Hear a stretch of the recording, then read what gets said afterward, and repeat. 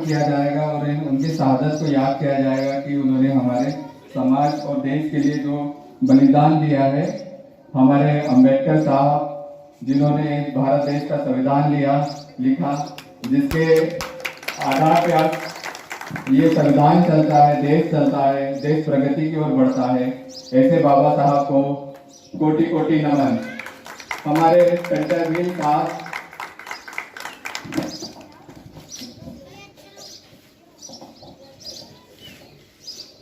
अभी आपके समक्ष डॉक्टर लक्ष्मण आचार्य द्वारा क्रांतिकारी आदिवासियों के लिए बलिदान देने वाले बिरसा मुंडा का सम्मान करेंगे पुष्पहार के द्वारा। इन क्रांतिकारियों ने अपने आदिवासियों के लिए अपनी जान की परवाह करते हुए अपनी जान लड़ाई की।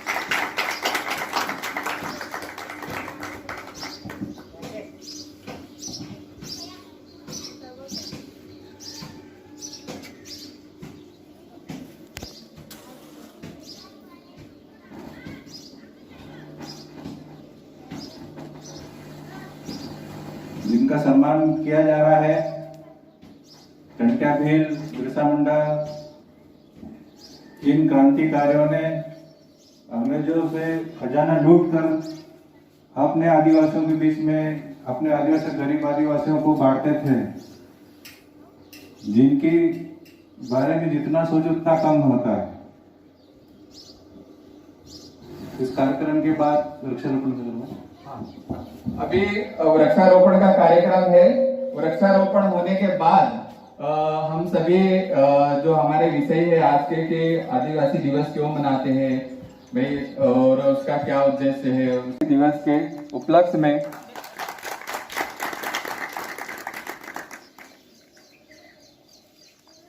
इस पौधे के साथ हमारा आदिवासियों का जीवन ऐसे हरा भरा खिलता रहे, ये आशा करते हैं।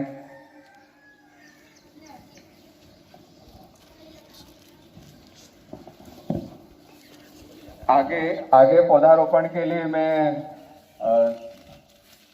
कोई भी 3 साथी लोग तीन जन आ जाओ अगला पौधारोपण के लिए।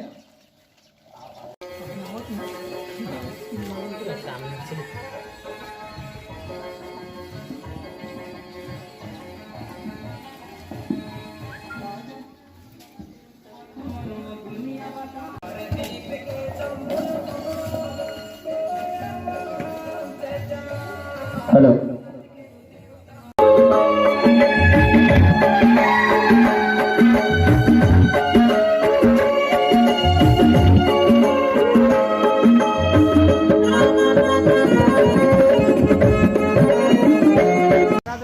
एक पौधारोपण हमारी महिला समिति द्वारा किया जाएगा।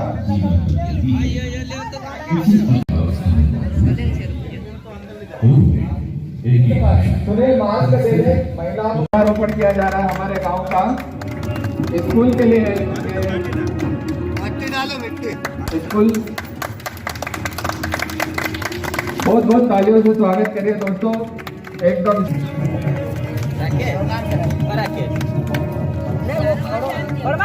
जो साथी लोग छूट गए हैं वो भी अपने अपने पौधे लगा दे साइड। इधर देखते साइड, हाँ जरा घूमे जाए बंटे घूमे।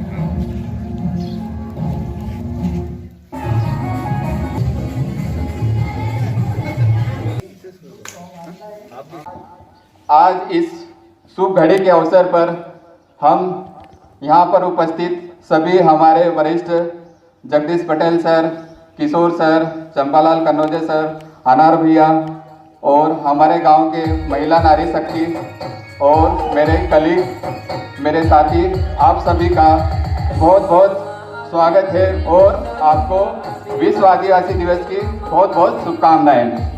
साथियों, आज विश्व आदिवासी दिवस जो है वो यूएनओ द्वारा 1982 में इसको डिक्लेयर करा गया था।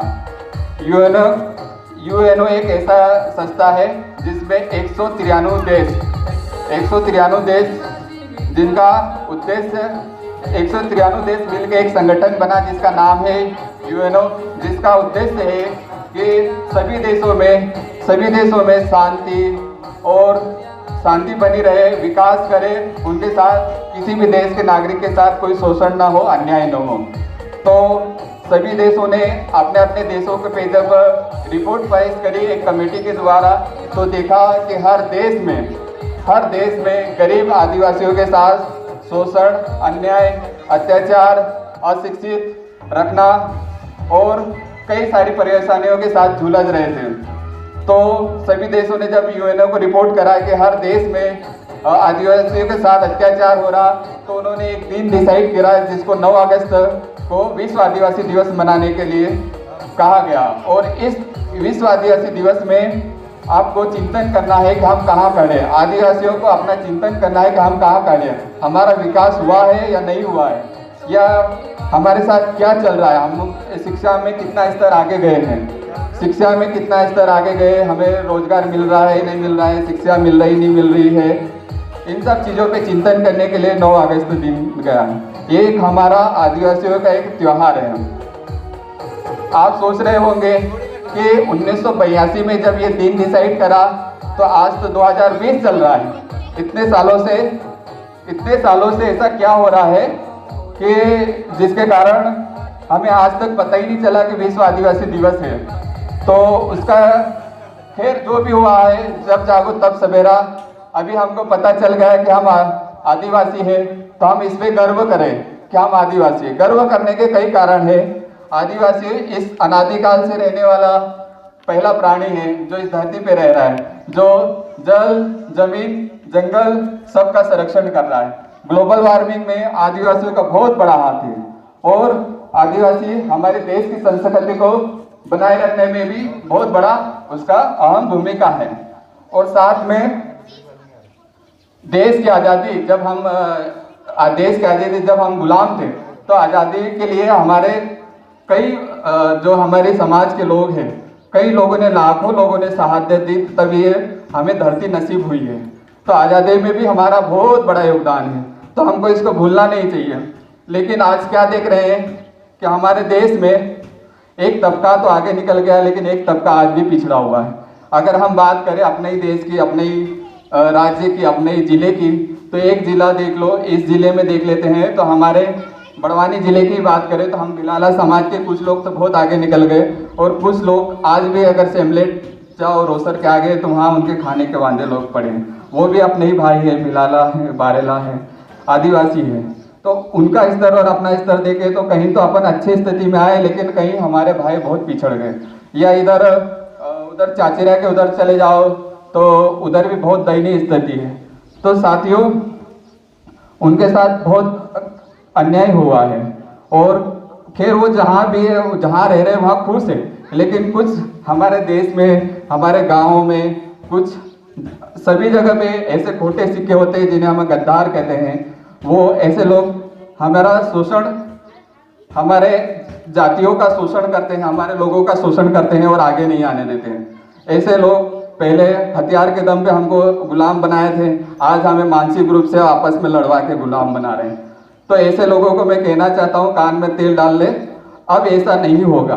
अभी हमने एक जो बात कही कि एक तीर एक कमान, सभी आदिवासी एक समान, तो ये बात ऐसी नहीं है, जो पूर्वजों ने कही ऐसी नहीं है। अब इस पे हम अमल करना चालू है, क्योंकि क्या हुआ है कि अब डीएनए में भी आ गया है, डीएनए रिपोर्ट में आ गया है कि सभी आदिवासियों का जीन एक है। सभी आदिवासी भाई, कश्मीर से लेकर कन्याकुमारी, चाहे अफ्रीका में चले जाओ, अमेरिका में चले जाओ, और बांग्लादेश में चले जाओ, श्रीलंका में चले जाओ, सभी देशों में आदिवासी जो है वो एक है।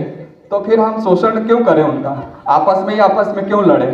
हमें उनको भी आगे लाना पड़ेगा, जो आगे है वो पीछे वालों को आगे लाएं। और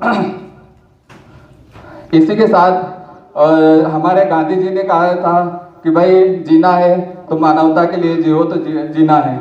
और ऐसे ही हमारे अंबेडकर साहब ने भी कहा था कि पे बैक टू सोसाइटी, मतलब जो लोग आगे निकल गए वो अपने सोसाइटी को आगे लाएं, अपना नेतृत्व करें।